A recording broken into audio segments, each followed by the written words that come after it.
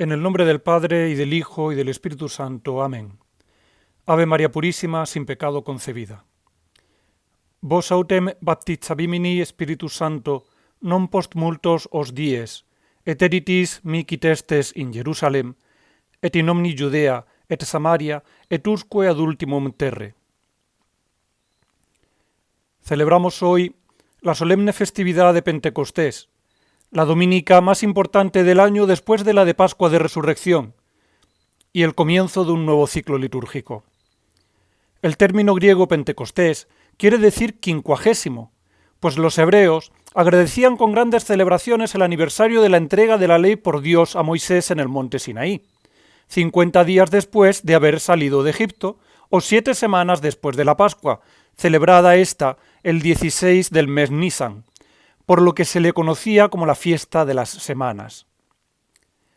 En el año en que murió nuestro Redentor, Pentecostés caía en sábado, y como era costumbre entre los judíos trasladar al día siguiente las fiestas incompatibles con el reposo sabatino, Pentecostés se celebró el primer día de la semana, en domingo, siendo la venida del Espíritu Santo a primera hora, a la hora tercia o 9 de la mañana de aquella bendita dominica. 50 días después de la resurrección, habiendo pasado 10 días de la gloriosa ascensión de nuestro Señor a los cielos, el Espíritu Santo descendió sobre los discípulos, los apóstoles y la Santísima Madre de Dios, que perseveraron en oración en el cenáculo durante aquel solemne novenario que va del jueves de la Ascensión al sábado previo a Pentecostés. Y así, en el aniversario en que se celebraba solemnemente que Dios había descendido sobre el Sinaí para escribir su ley en las tablas de la piedra, el Espíritu Santo descendió sobre su iglesia en el monte Sión para escribir la nueva ley del amor con fuego ardiente en sus corazones, para fortalecerla y que fuera testigo de Cristo entre los hombres, lo cual vemos claramente con la primera predicación de San Pedro y la conversión de casi 3.000 almas. Después del reinado del Padre sobre el pueblo de Dios por medio de la ley y la promesa del Mesías, que se nos recuerda en el tiempo de Adviento, después del reinado del Hijo, que comienza en el nacimiento y se consuma en su ascensión, y la Iglesia nos recuerda en el tiempo de Navidad y el tiempo pascual, llega el reinado del Espíritu Santo, enviado sobre nuestras almas, se manifiesta desde Pentecostés hasta el fin de los siglos, y la Iglesia nos lo recordará continuamente en este nuevo tiempo de después de Pentecostés, que comienza hoy y terminará el sábado previo a la primera dominica de Adviento. Así como el Padre se sirvió del pueblo hebreo para preparar la redención del mundo y el Verbo asumió la naturaleza humana e hizo de ella el instrumento de nuestra redención, así también el Espíritu Santo hace efectiva la redención en la Iglesia. El sacerdocio, la misa, los sacramentos son otros tantos cauces y otros portentos por donde se nos trae la doctrina del Salvador y nos aplica sus méritos. La Iglesia, fundada por Cristo en la cruz, es cubierta hoy por el Espíritu Santo,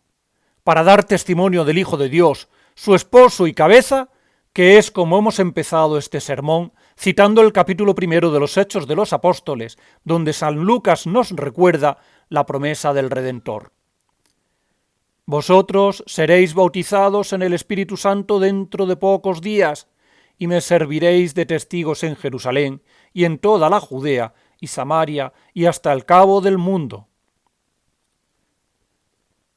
En este punto me detendré, pues sí, como acabo de afirmar, la Iglesia no nació en Pentecostés, la Iglesia nació en la cruz, el Viernes Santo. Muchos, equivocados, afirman hoy en día que la Iglesia nació en Pentecostés, después de la resurrección. ¿Pero qué nos dice el Magisterio? Su Santidad Pío XII, en la encíclica Mystici Corporis de 1943, en la que nos habla de la Iglesia Católica o cuerpo místico de Cristo, nos enseña con bellísimas palabras lo siguiente: Al querer exponer brevemente cómo Cristo fundó su cuerpo social, nos viene ante todo a la mente esta frase de nuestro predecesor León XIII de feliz memoria. La Iglesia, que ya concebida, nació del mismo costado del segundo Adán, como dormido en la cruz, apareció a la luz del mundo de una manera espléndida, por vez primera, el día faustísimo de Pentecostés.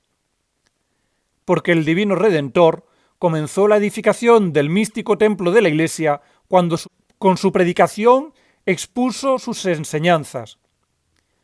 La consumó cuando pendió de la cruz glorificado, y finalmente la manifestó y promulgó cuando de manera visible envió el Espíritu Paráclito sobre sus discípulos. Los testimonios incesantes de los santos padres, al atestiguar que en el patíbulo de la cruz consumó su obra,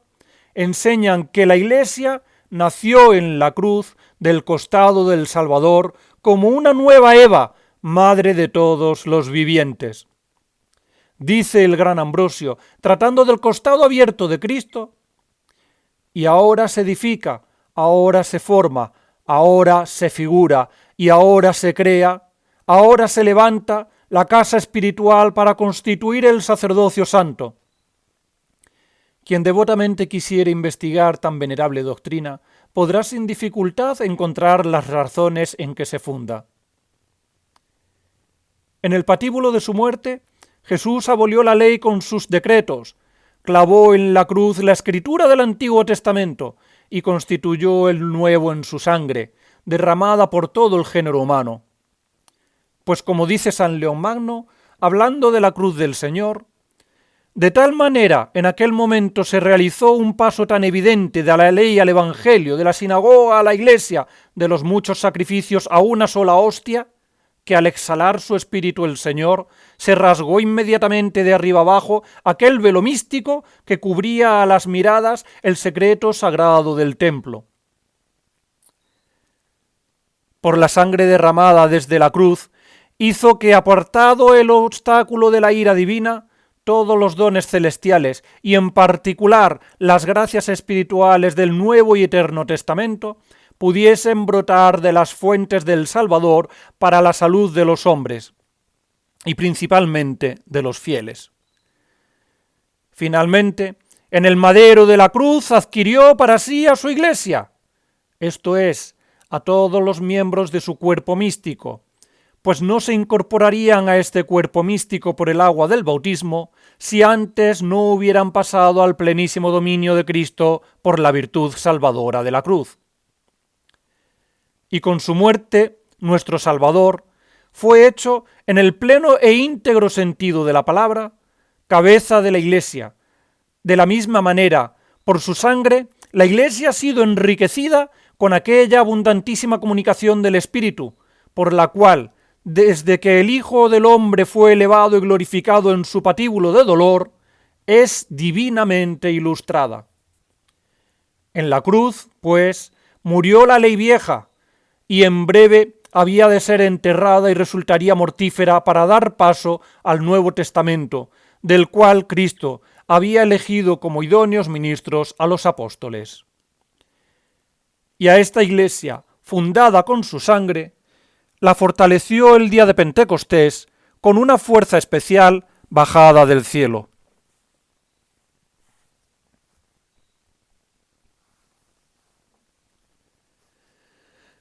Bellas y elevadas son estas palabras con las que los romanos pontífices y los padres de la Iglesia nos enseñan cómo nació la esposa inmaculada de Cristo, su cuerpo místico y extensión. Pero, ¿por qué? ¿Cómo? ¿En qué sentido podemos afirmar que la Iglesia fuera formada con la preciosísima sangre del Creador y naciese de su divino costado abierto? En la sangre reside la vida de los animales y de los hombres. Por eso prohibió Dios a los israelitas, en la ley antigua, consumir la sangre de los animales, pues por esta prohibición quería hacerles comprender que sólo Dios es dueño de la vida y sólo Él puede darla y quitarla. Por eso, en los sacrificios de la antigua alianza, La sangre de las víctimas se derramaba alrededor del altar de fuego, o servía para asperjar y purificar al pueblo, y le servía al sumo sacerdote como salvoconducto para adentrarse en el Sancta Sanctorum, donde se encontraba el Arca de la Alianza para ponerse en presencia de Dios. Pues la sangre, la vida de la víctima inocente, ofrecida a cambio de la vida de los culpables, sirve para aplacar la justa ira divina y rendirle el culto debido. Pues los pecadores, por su delito contra Dios, por haberse apartado de Dios, que es vida, han abandonado la vida y residen en la muerte. Y así, aquella sangre, aquella vida de las víctimas, ofrecida por la redención de los pecadores, simboliza la preciosísima sangre de la verdadera, única, real, pura y santa víctima que es Cristo, el Cordero Inmaculado, que quita los pecados del mundo, y la única sangre verdaderamente real, capaz de redimirnos.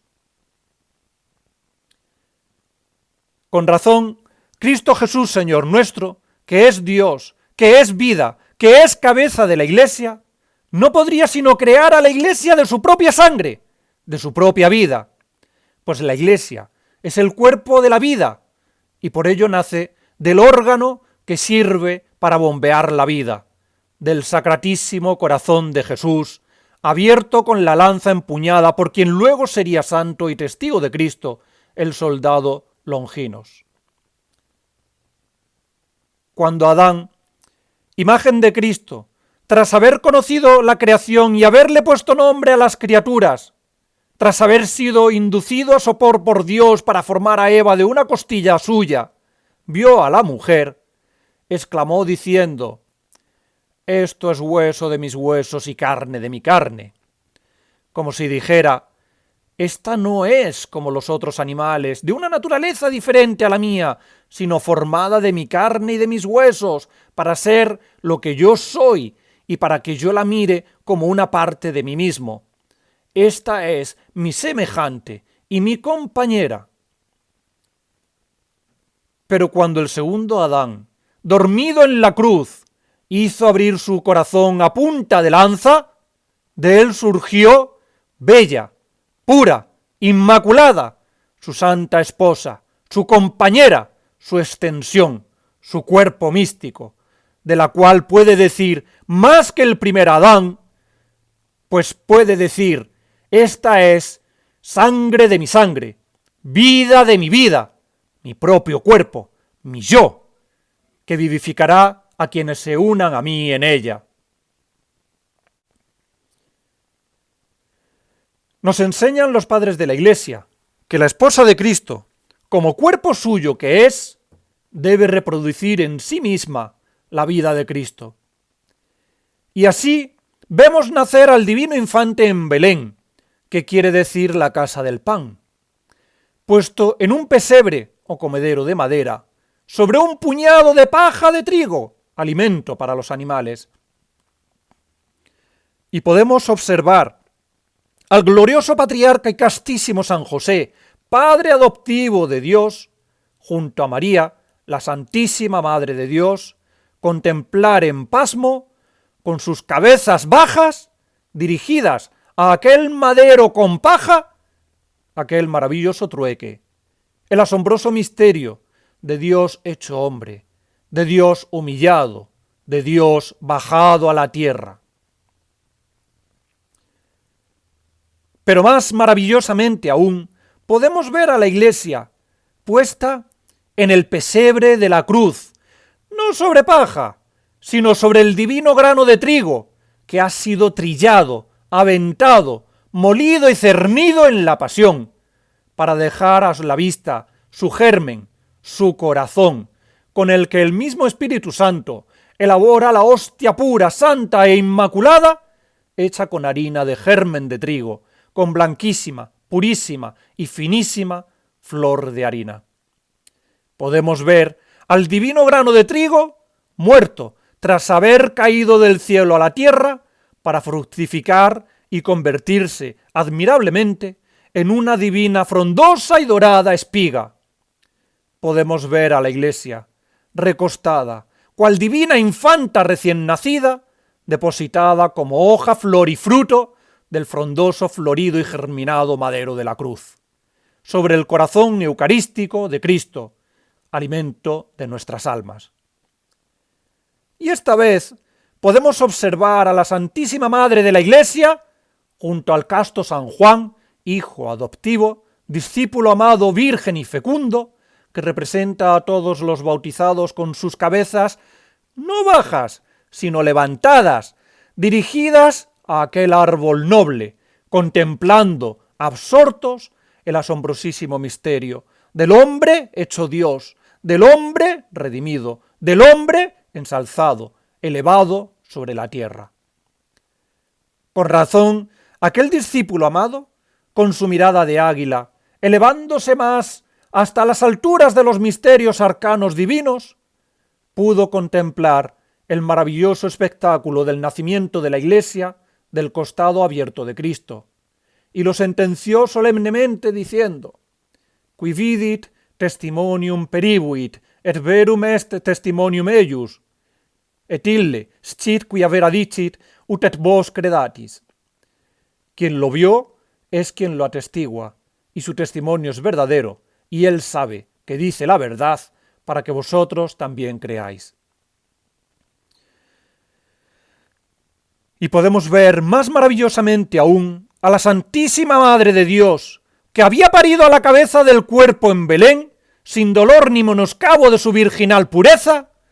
convertida en Madre de la Iglesia, parir al cuerpo místico con sonoras lágrimas de gemidos callados, con los mayores dolores que jamás criatura alguna haya podido padecer, con su alma traspasada por fiera espada. Pues María Santísima, de pie junto a la cruz, fuerte como torre de David, hermosa como torre de marfil, elevada como cedro del Líbano, terrible como ejército formado en batalla, mas dolorosa y llorosa, envuelto su cuerpo, cual excelso manto regio, en un admirable llanto silencioso, con su alma gimiente, contristada y doliente. Y allí, a los pies de la cruz, con su corazón desgarrado, su alma traspasada y su cuerpo intacto, quemando en holocausto su amor y sus derechos de madre en el altar ardiente del madero, acompaña, cual nueva Eva y fiel compañera del divino Adán, a su Hijo inmolado en el ofrecimiento que de sí mismo hace al Padre Eterno para la redención del hombre. Allí, ella se convierte en corredentora con Cristo y Madre de la Iglesia. Iglesia que nace de la sangre de Cristo, desgarrando el virginal corazón de María Santísima en un admirable parto sin igual. Y para que no quede duda de que ella es la madre del cuerpo místico, lo da a luz llorando en silencio, pues es propio de las madres llorar en silencio su dolor para no turbar la tranquilidad y calma de los hijos.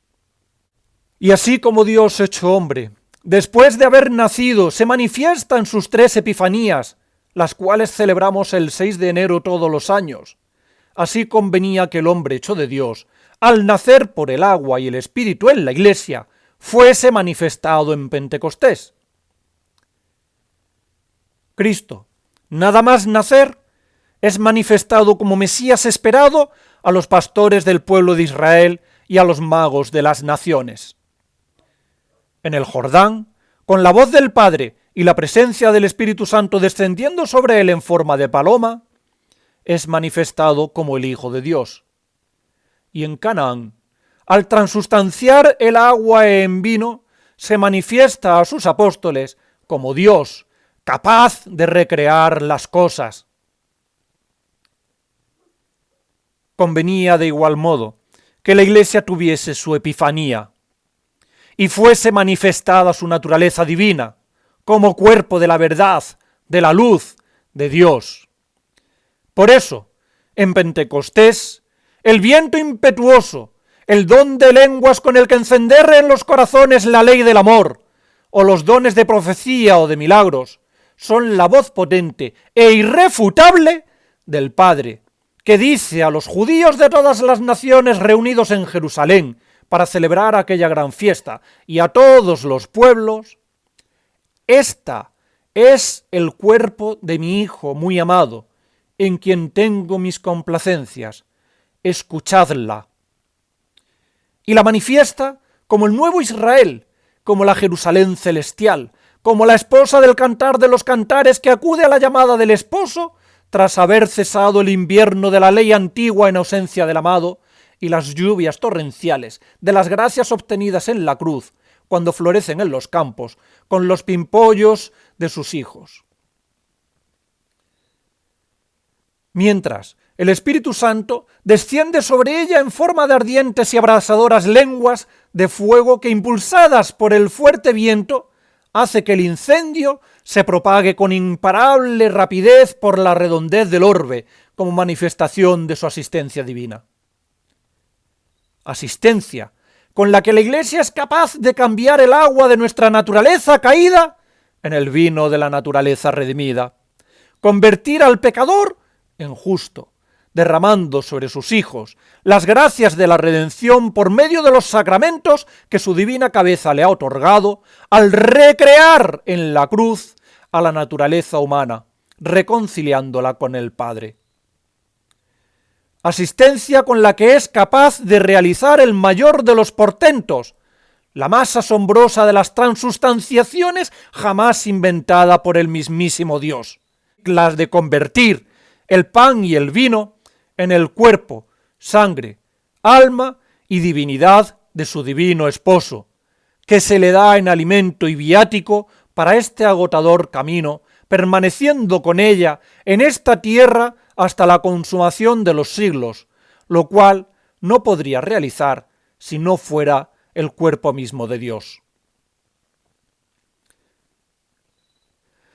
Con razón nos enseña su santidad Pío XII que Cristo manifestó y promulgó su Iglesia cuando de manera visible envió el Espíritu Paráclito sobre sus discípulos. Así que no, la Iglesia no nació en Pentecostés, nació en la cruz, formada de la sangre del divino Adán, salida de su corazón por el costado abierto, que no de otras heridas, ni de otras benditas llagas, mientras dormía en el pesebre de su trono en la cruz, y Pentecostés fue su solemne epifanía.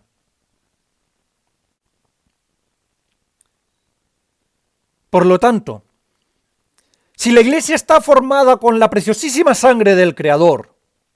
si es vida de la vida, cuerpo místico de la verdad, de la pureza y de la luz mismas, si es la esposa inmaculada del Cordero de Dios que quita los pecados del mundo y ha sido bañada por el Espíritu Santo, ¿podemos afirmar que la Iglesia sea pecadora? ¿Que haya en ella pecado alguno? ¿Que se haya manchado o arrugado su rostro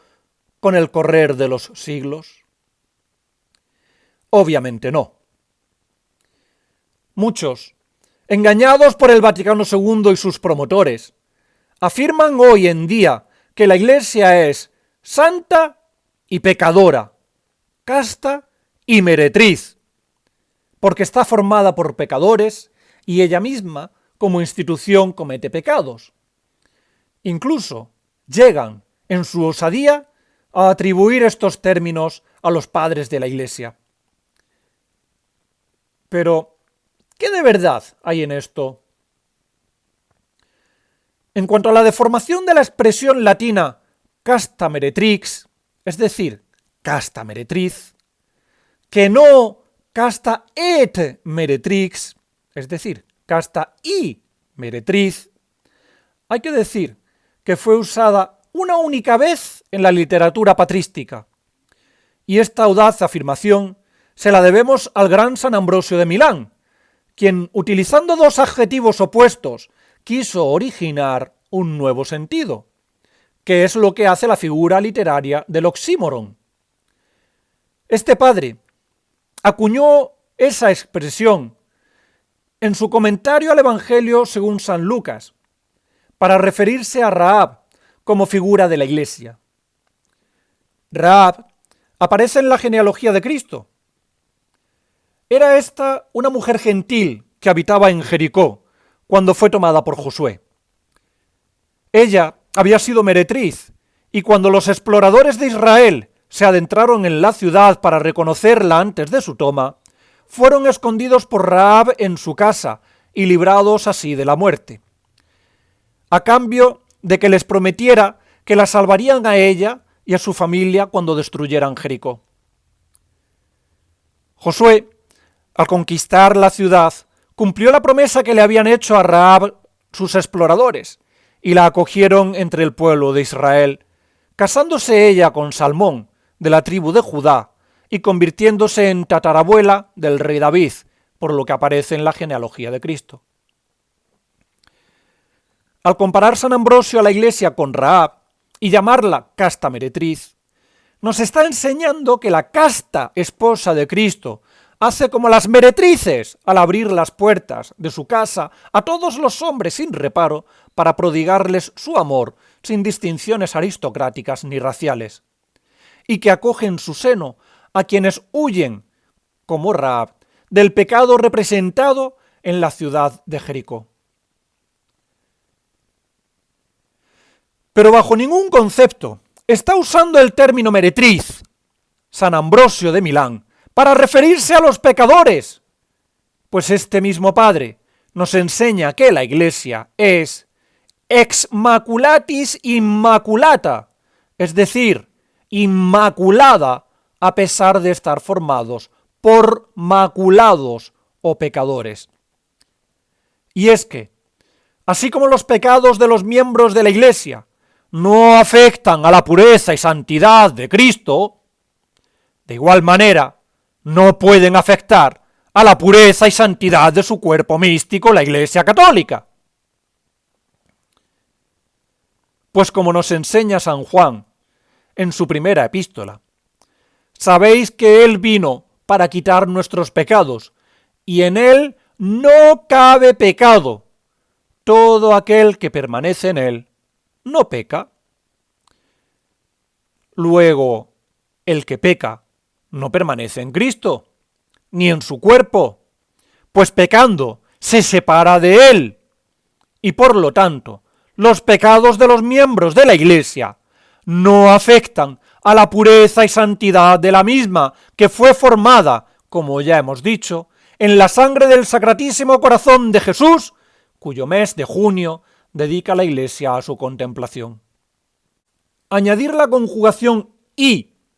al oxímoron casta meretriz es deformar la doctrina de un padre de la Iglesia, algo que es propio de herejes y enemigos de la misma. Curiosamente, uno de sus principales divulgadores de la noción casta y meretriz fue el pseudoteólogo suizo Hans Küng, quien a pesar de su heterodoxia fue nombrado teólogo conciliar por el llamado Juan XXIII, lo cual no es de extrañar, ya que este mismo, el 13 de noviembre de 1960, en su homilía de la misa en rito eslavo-bizantino, celebrada en Roma, afirmó que el Vaticano II, por él convocado, tenía como propósito hacer brillar en el rostro de la Iglesia los rasgos propios de su más fervorosa juventud, como si en el correr de los siglos la Iglesia se hubiera mancillado y arrugado, lo cual es una tremenda herejía que atenta contra una de las notas esenciales de la Iglesia Católica, su santidad y pureza, al negarla o cuanto menos ponerla en duda, tergiversando el magisterio bimilenario de la misma. Es una herejía que ataca directamente al corazón y esencia de la Iglesia Católica. No, la Iglesia no es santa y pecadora, sino santa, pura, inmaculada, sin arruga, a pesar de sus miembros, pues en ella, como en Cristo, no cabe pecado. De igual manera, al ser luz de la luz, al ser el cuerpo místico de la luz y de la verdad, en ella no cabe sombra de error alguno, pues el error, herejía o dogma falso es lo que los padres de la Iglesia y los romanos pontífices han considerado siempre como las puertas del infierno, las cuales sabemos que no podrán prevalecer contra ella. Así como en Cristo no puede haber sombra de error alguno, en su cuerpo tampoco puede haber sombra de error alguno. Por eso, Su Santidad Inocencio III, en 1208, en la profesión de fe propuesta a los valdenses, enseña dogmáticamente que la Iglesia es santa y no de herejes,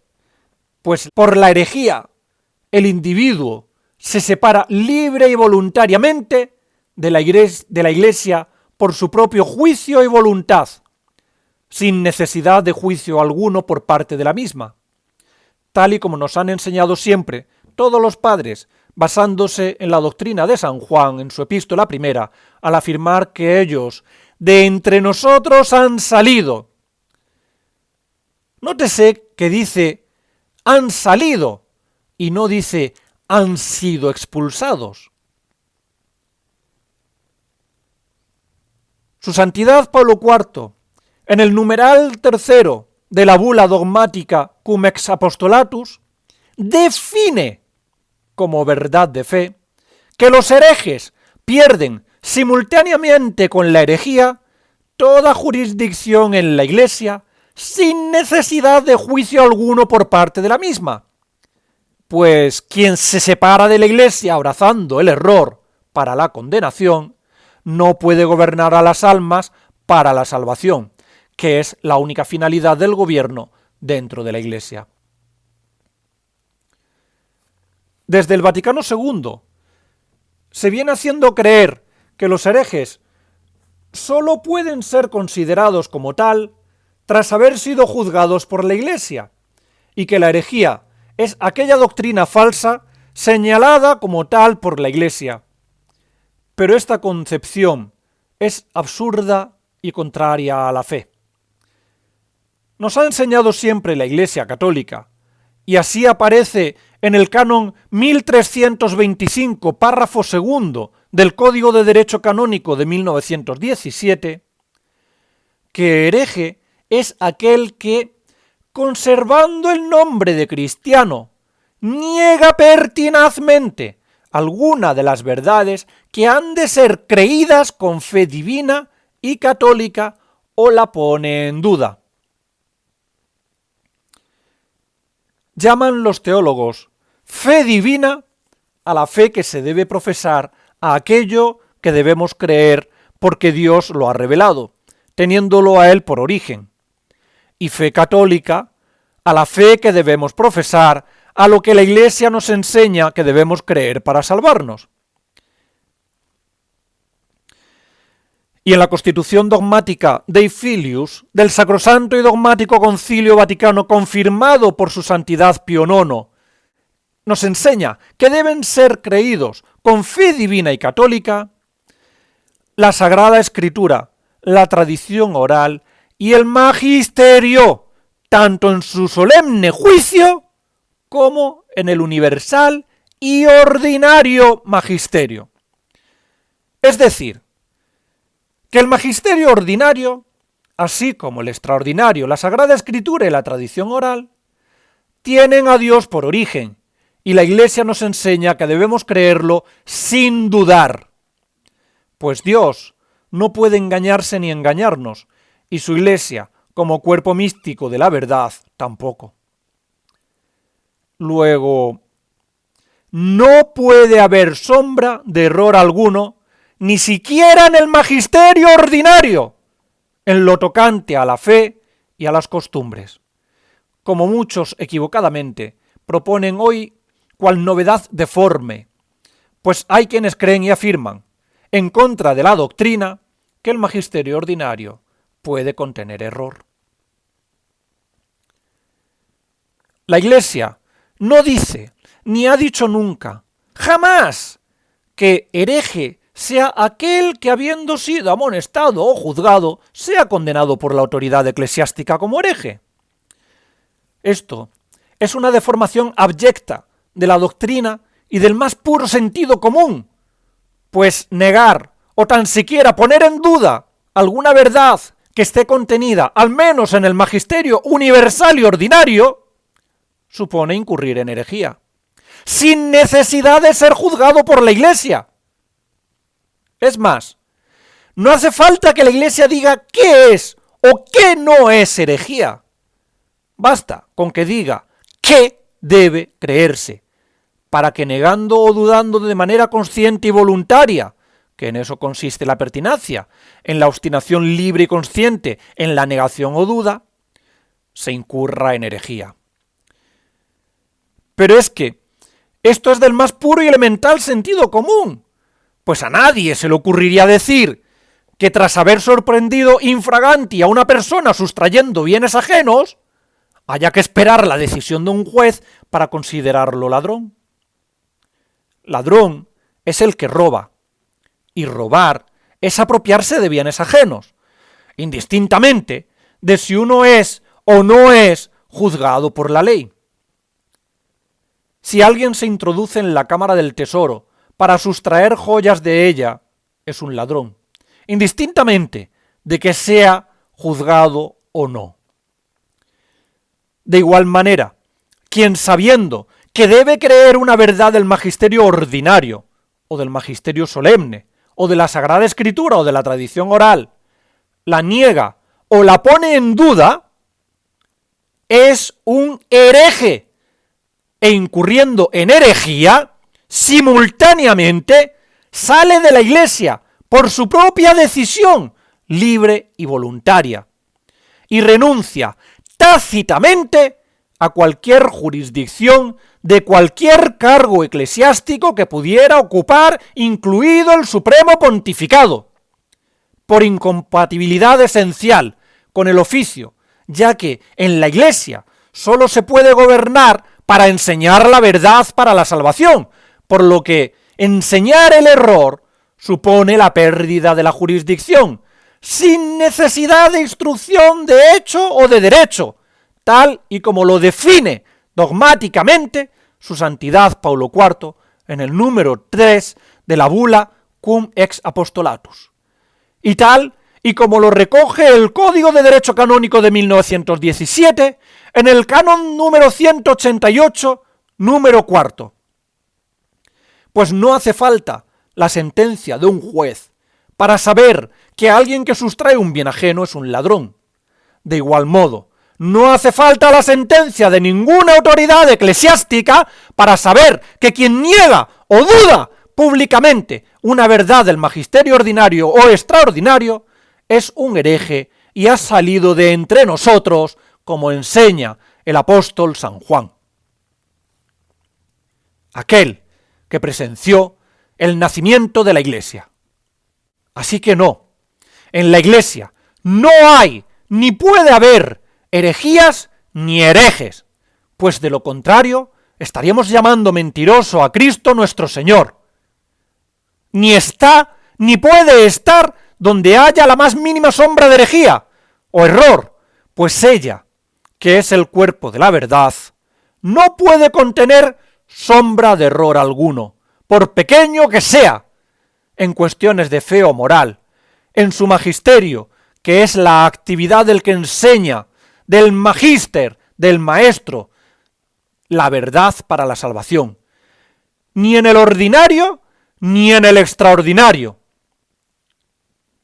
Aquellos cristianos que abrazan el error,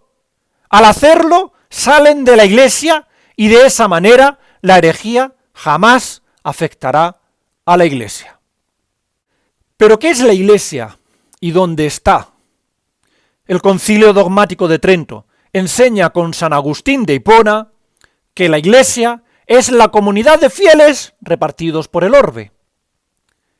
Y fieles, lógicamente, a la fe, a la doctrina, a la verdad.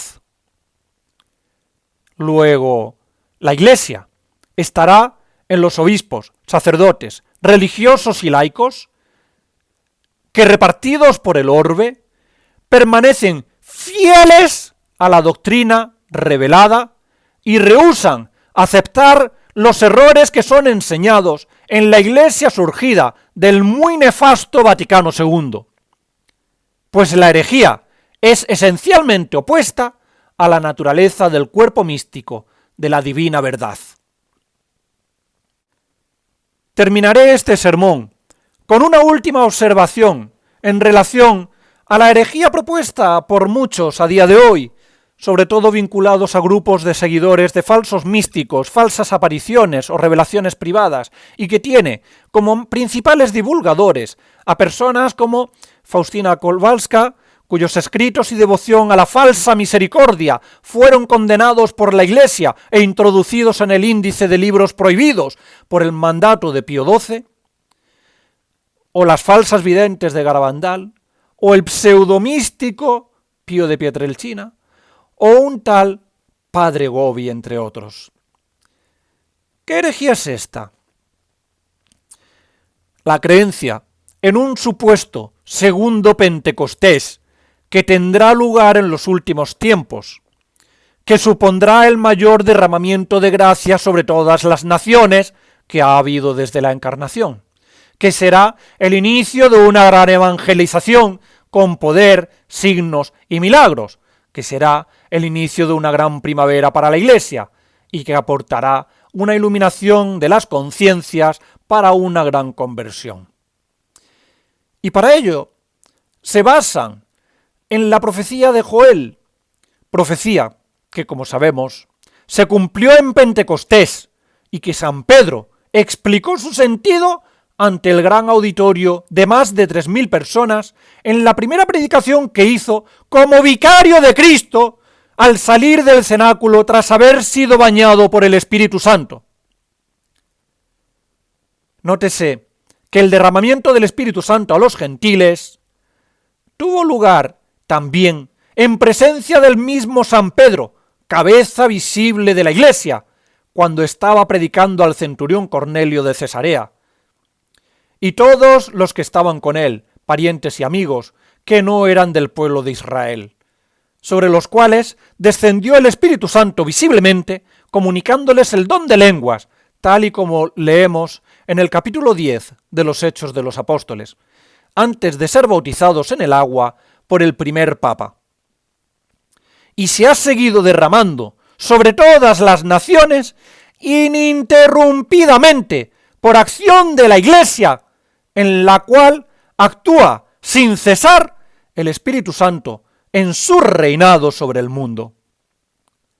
No puede haber mayor derramamiento de gracia que el que se dio, da y dará en la Iglesia Católica por acción del Espíritu Santo, a través de la predicación y los sacramentos instituidos por Cristo y obra maravillosa del Espíritu.